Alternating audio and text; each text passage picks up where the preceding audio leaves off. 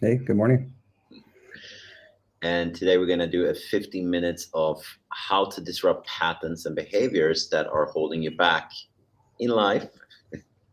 My favorite, my favorite end to any sentence. So maybe we jump straight into it. What would you say about this, Mark? Since I mean, you have had a lot of work with this, and yeah, this is really a topic I think you feel comfortable with sharing about. Yeah, well, I'm in the mentorship program myself with Sarah, and one of the things that we kind of look at is, what are some of the patterns and behaviors, and it's kind of easy to look at your own patterns and behaviors, except for the ones that you don't want to look at, right? The ones that are kind of like those are under the carpet. Let's not look at those, okay? Like, let's not go there. But I think the great thing about the mentorship program is that it offers a safe container to look at those things, and shake the rug out a little bit and see what's really going on under there. And so one thing that Sarah asked me to do is to through the course of the mentorship program is really like examine those things and don't be afraid of them and don't label them and don't judge them, because as soon as we judge them like, oh, this is a bad thing that I've been doing, then we have shame, and then that starts to kind of like stack up, and it gets really heavy on your heart and really heavy on your muscle tissues, and then you hold it in your shoulders and you hold it in your hips. um, but if you don't judge those things, then they're a lot easier to talk about, and you can explore them a bit more. And disrupting those things is important, and you can't disrupt them until you've looked at them, right? So if you have like a behavior that you want to work on, like for me, I have an avoidance behavior, and so my avoidance behavior is, there are some things that I don't want to do, or I don't want to sometimes do the hard work, and that shows up, emotionally sometimes. Sometimes it shows up physically. Like earlier, I was mentioning to Simba that I've been avoiding a chin up or a pull up exercise for a really long time, and it like goes back to some childhood trauma where I was like in the physical education class, and in America they had this president's physical fitness test that you had to take every year, and it's like you had to be able to do a certain number of pull-ups and sit-ups and run a lap and all these things, and I could never do the pull-up, and people were laughing at me and stuff, and so I've just always avoided it. And I'm working with a personal trainer now, and I've decided to just go after that goal, and drop the judgment and drop the shame and the avoidance pattern that I've had for so many years of dealing with that. So the way that I'm disrupting that pattern is just by going right at it, but with some help, with some guidance. I've got Sarah on one side, providing support and guiding me through the mentorship program. I've got a personal trainer on the other side, guiding me and supporting me with the physical aspects of it. So it's really important that if you're going to disrupt a pattern, especially one of those ones that you've hidden under the carpet for many years, to get some support for that, because I mean, you've probably not done it for a really long time. So get some help. Wow, that's a great intro to the topic. I really enjoy that, and I think everyone can recognize there is responses to what happens, right? That we either tend to flee away from something or over explain ourselves or avoid or like become defensive or dismissive when someone maybe someone points something out or when you actually come in contact with something like this. And you have the support and the awareness and worked with this to the point where you can actually see what happens. And that's really what I look at when I think about disrupting the patterns and behaviors, is that you don't go into this whole loop. When this Mhm. happens, I start to avoid and I start to talk about something else. I go into the phone and I self-sabotage and procrastinate or whatever I do, or whatever the coping mechanism is. But I actually disrupt that pattern and have something that, yeah, you just like taking a few breaths, stepping aside, cold water in your face, or just kind of just getting a disruption to the beginning of that pattern, because it gives you more awareness and more clarity, and that it ultimately gives you more options, right? Yeah. Like opens up more space for it.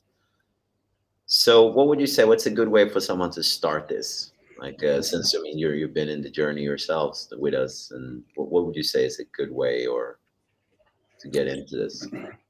I mean, I think it's best to kind of like start with something that's more at the surface level of what you're working with, because if you go into some kind of a really deep traumatic experience that you want to work with, that's going to take longer. It's going to bring up more emotions for you, and it may be difficult.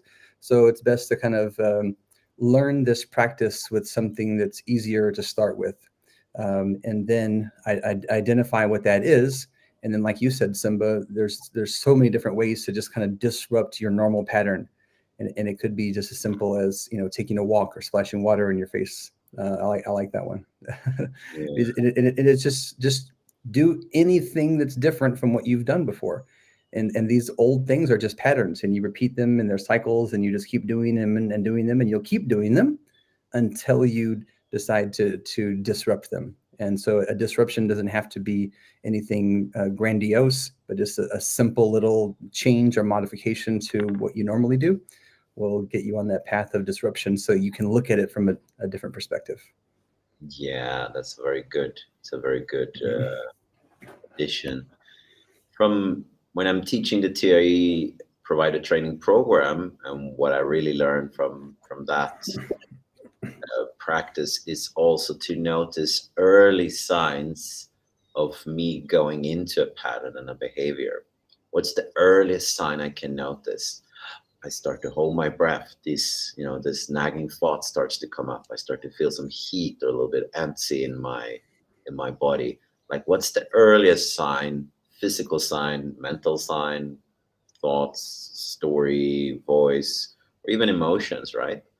And I really feel that the earlier you're able to notice something's going on, the easier it is to actually disrupt it and do something else. And then just what you said, Mark, there's so many things you can do about it. It's not necessarily what you do about it, is that you notice it and you actually disrupt it, so you don't feed into this whole loop, right? Because then you never get out of it if you just keep on feeding into it. We need to kind of take a step back and say, okay, we need to stop it. It's like a car, right? If I'm driving a car, I can't really lean down and change the tire. I need to stop the car. I need to Yeah. disrupt that pattern so I can change the tire and then I can continue. And this is kind of the same. You can't change it as it's happening. It needs to come to a still point, and then we can do something. Yeah, exactly. And yeah, I think that's another area of my life where I've kind of worked on disrupting patterns is with my relationship to food and eating. And that's kind of a big journey for pretty much everyone that comes here that we work with. And fasting is one part of that, but for me, just kind of like having a mindful eating practice, because the normal autopilot routine is to scan the table for what I want to eat, get a big serving of that, and then scarf it down before I even realize what's happened or what I tasted. And I think that's very common. Many Westerners probably eat the same way. In order to disrupt that pattern, I usually kind of pause and I wait, and I kind of like scan a little bit more and smell things a little bit more, and then I usually just kind of get like one spoon of something, and then I taste it, and then if I like it, then maybe I'll get more in the next round. And these are just small little things that you can do, and you kind of choose little methods of disruption that help you to kind of work through that issue. And the other thing is that it's not just like a one-time thing. For me, I kind of continue to explore those things and use those disruption methods. And what I notice is that the more that I do that, the easier it is to work with the bigger problem, which is my relationship with food, and provide a little bit of space for me to examine that relationship and develop a more healthy relationship in the process of that. Yeah, yeah, and that's you bring up an amazing point there as well, and that's usually why we do some fasts or like different kind of fasting protocols with people to start to disrupt patterns, but also to get the body to start to activate its self-healing mechanism and cleaning out. But it really disrupts the pattern, what you're saying, and whatever is there that we might not see, our shadows, limiting belief system, patterns, behaviors, they will come up when people start to fast. That's what we notice here at Yeah. the bottom, right? That, and for me as well, like for everyone, not just people that come here, but it will surface because the relationship people, especially from the West, have to food today, I would argue to say anywhere, Yeah. it's very, very different from I'm eating because it tastes good and I'm hungry, right? There's so many aspects to it. So you bring up a great point of, yeah, the mindful eating and like I said, with the fasting, that really gives a opportunity to highlight that and wow, okay, this is something I can start working with. And once you've done it in one area, you will start to notice it in different areas too, at your work, in relationships. Yeah.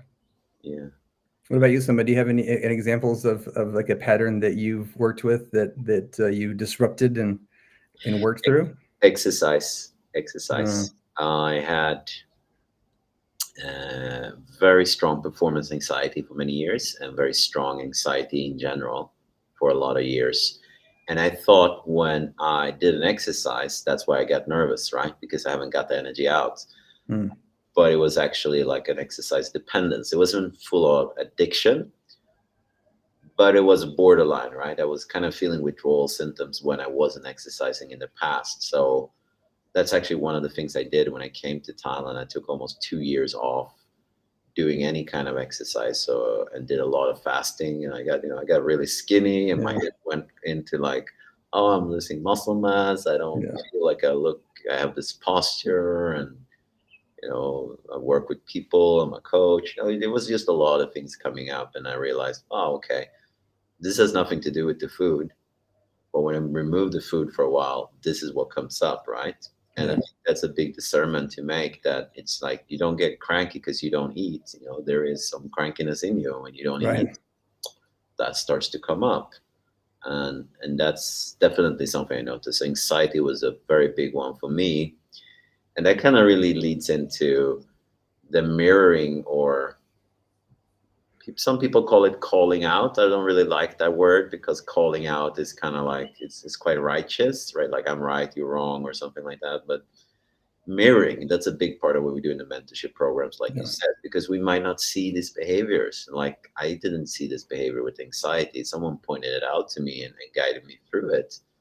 And it's like your shadow, you're like, where is it? I turn around, I don't see it. That's when you move, it will Yeah. move too. So that's why I think it's really important to have a coach and a mentor that guides you. And sometimes that will be challenging. Sometimes, like we were talking about it earlier, we all had it working with coaches, that we had some hard coaching sessions and we're like, Yeah. oh, that was intense. But that's, it's for something good, right? It's to really highlight something. And sometimes we need to go deep, and sometimes it will be get offensive, like not offensive but quite direct, but that is to really disrupt these patterns, because they're so strong, they just go on and on and on. And if we don't get in someone to highlight it for us, it doesn't really stop sometimes, right? So Yeah. that is another aspect that I really think is good with all these kind of mentorship programs that we're doing, that we're in a container where everyone is working with it in a group, but we also have one-on-one sessions. So you get to see other people's patterns. They get to see your pattern, and then you get to work with us one-on-one. So you really get the full range of, it's not just me. I can see it in others, Yeah. but I can also feel safe enough to not feel shame that this is normal and people are fine with it. And they're working with all these different patterns, behaviors of theirs, and it will look different for everyone. Yeah, I think like having a support system, whether it's in a group or individually, that is very helpful because sometimes these patterns we wrestle with them for years and years and years and aren't able to overcome them by ourselves. So we need the support of someone who's either done it before or can guide us through that situation. With a mirror, but with also some compassion and guidance. Yeah, and that's really the word, compassion and guidance, right? That you have a personal experience of it, but also that you have professional training and skills to lead someone through a process of safely doing it, and that you feel compassionate, like, not just, not shamed for something. Sometimes, like I said, it might be more direct, but it always comes from the heart, and it's to help someone. And I think that's what we really want to create with these mentorship programs that we have, and that's why we build it up the way we did. That we have like weekly TRE breath work, and also bi-weekly one-on-one sessions, and also the online library where people can get to study master classes. Like, no, it's just 50 minutes, but we can really go into detail and dissect these different topics, but also not just theoretically, practically, right? So yeah, I really see it as it's a mentorship, but at some point it's also like a training, right? Like you really get tools Yeah. to work through whatever's going on in your circumstances, and where you're coming from. And yeah, that's why I really enjoy doing this. So if you're listening to this and you enjoy what we've been talking about, and you're interested in, what could a mentorship like this look like, feel free to DM me, and I'll be more than happy to have a casual chat, no strings attached, to see, if it's a good fit for you, and if there's something else that we can do to support you in your journey forward, right? Because as we talked about today, these patterns might be very hard to see, and they might affect you a lot, and they won't go away on their own, right? And that's why we need kind of supportive network, like you said, Mark, to notice them, but also to start addressing them. Yeah. Cool. Right. Anything you want to add? Well, I think that's it. Like you said, everyone has a pattern or a behavior, and if you're ready to address it, this is a good opportunity. I agree 100%. All right. Thank you so much for today, and I'll see you soon again. See y'all later.